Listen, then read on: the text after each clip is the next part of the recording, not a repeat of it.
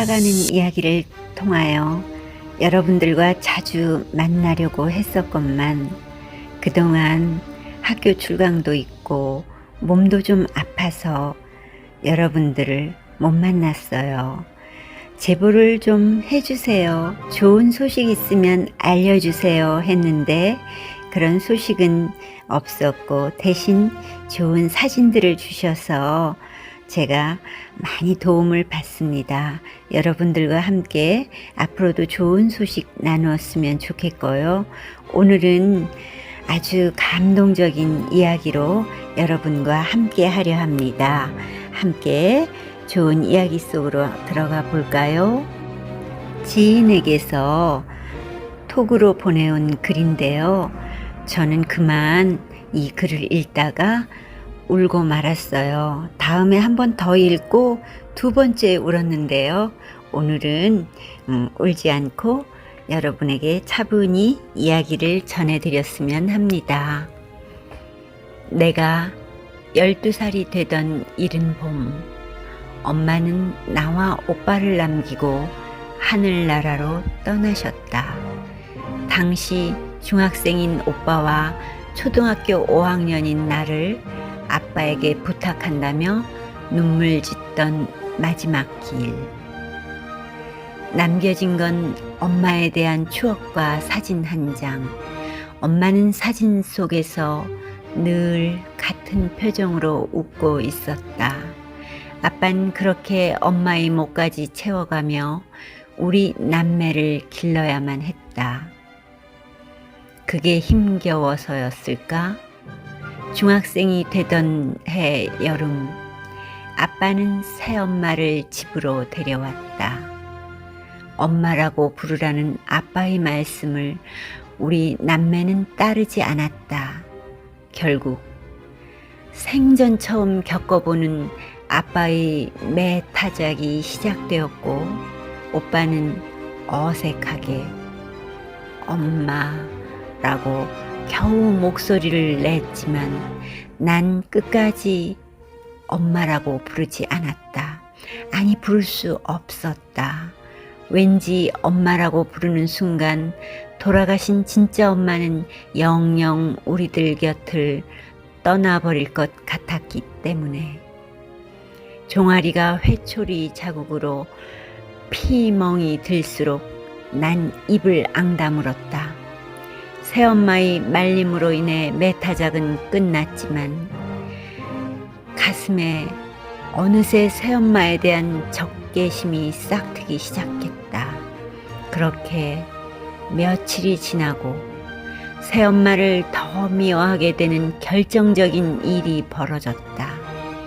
내 방에 있던 엄마 사진을 아빠가 버린다고 가져가 버린 것이다. 사진 때문에 내가 새엄마를 더 받아들이지 않을 거라는 이유에서였다. 이때부터 새엄마에 대한 나의 반항이 본격적으로 시작되었다. 다른 사람의 기준으로 보면 새엄마는 분명 착하신 분이었다. 그러나 한번 타오르기 시작한 적개심은 그 착함마저도 위선으로 보일 만큼 강렬했다. 난 언제나 새엄마의 존재를 부정하였다. 그해 가을 소풍날이었다.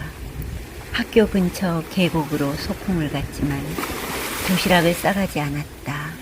소풍이라고 집안 식구 누구에게도 말하지 않았기 때문이다. 점심시간이 되고 모두들 점심을 먹을 때 계곡 아래쪽을 서성이고 있는 내 눈에 저만치 새엄마가 들어왔다. 손에는 김밥 도시락이 들려 있었다. 뒤늦게 이웃집 정희 엄마한테서 소풍이라고 전해 듣고 도시락을 싸오신 모양이었다. 난 도시락을 건네받아 새엄마가 보는 앞에서 계곡물에 쏟아버렸다. 뒤돌아 뛰어가다 돌아보니 새엄마는 손수건을 눈알에 갖다 대고 있었다. 얼핏 눈에는 물기가 반짝였지만 나는 개의치 않았다.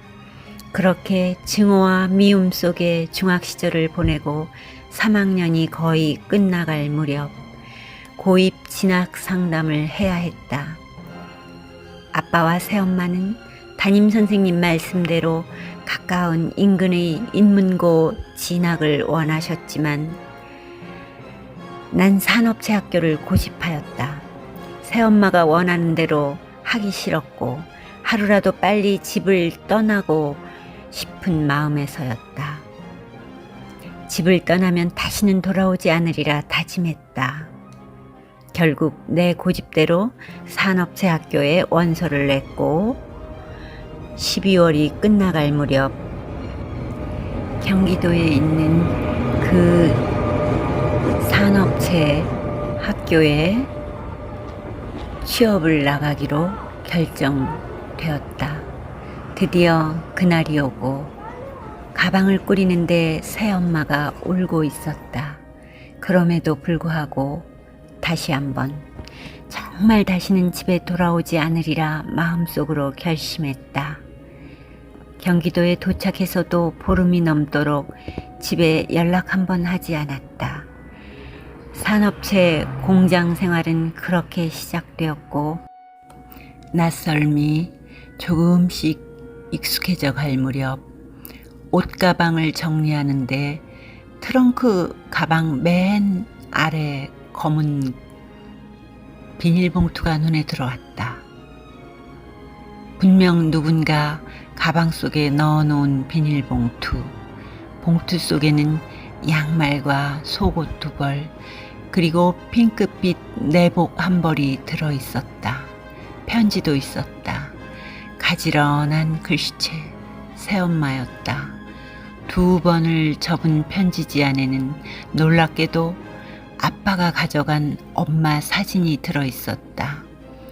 새엄마는 아빠 몰래 엄마 사진을 간직했다가 편지지 속에 넣어서 내게 준 것이다. 이지껏 독하게 참았던 눈물이 주르르 흘러내렸다. 눈물 콧물 범벅이 되며 편지를 읽고 또 읽었다. 그동안 쌓였던 감정의 앙금이 눈물에 씻겨내렸다. 엄마가 돌아가신 이후 처음으로 그날 밤새도록 울고 또 울었다. 첫 월급을 타고 일요일이 되자 난 홍천행 버스를 탔다. 밤새 눈이 많이 내려 들판에 쌓여 있었다. 아빠, 엄마, 그리고 새엄마의 내복. 새엄마, 아니 엄마는 동구 밖에 나와 날 기다리고 계셨다. 빗자루가 손에 들린 엄마 뒤에는 훤하게, 아주 훤하게 쓸린 눈길이 있었다. 새엄마, 그동안 속 많이 상하셨죠? 이제부턴 이 내복처럼 따뜻하게 엄마로 모실게요. 아직도 말로 못하고 속말만 웅얼거리는 나를 어느새 엄마의 따뜻한 2팔이 감싸 안고 있었다. 감동적인 글이라 옮겼다는 지인의 덧붙임 글에 저도 이 감동을 꼭 여러분께 전하고 싶었습니다. 어떠셨는지요?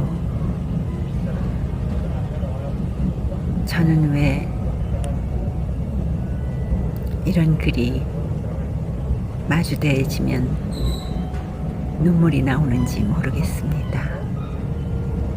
오늘도 정말 맑고 밝은 마음으로 행복한 날을 이루시기 바라면서 또 다음번 자주 찾아뵙겠습니다. 감사합니다. 끝까지 함께 해주셔서 정말 감사합니다. 감사합니다.